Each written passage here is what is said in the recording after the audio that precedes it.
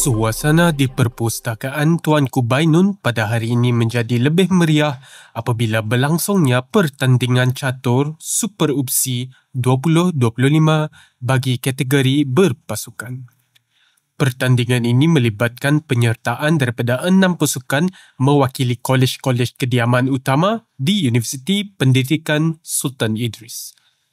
Antara pasukan yang mengambil bahagian ialah Kolej Aminuddin Baki, Kolej Awang Had Saleh, Kolej Zabah, Kolej Ungku Omar, Kolej Harun Aminur Rashid dan unit kediaman luar kampus.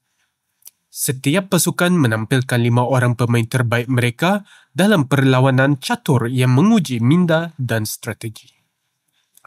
Pertandingan ini diadakan sebagai sebahagian daripada program tahunan Super UPSI yang bertujuan untuk menggalakkan penyertaan pelajar dalam aktiviti sukan, memperkukuh semangat kerjasama dan meningkatkan kemahiran berfikir secara kritis.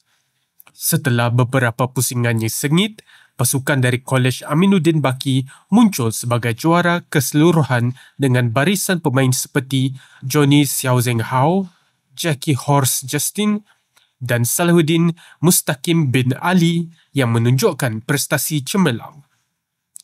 Tempat kedua disanding oleh Kolej Awang Had Saleh, manakala Kolej Zabah berjaya merangkul tempat ketiga. Majlis penyampaian hadiah disempurnakan oleh waris urus setia Super UPSI dengan para pemenang menerima medal, sijil penghargaan serta cenderamata.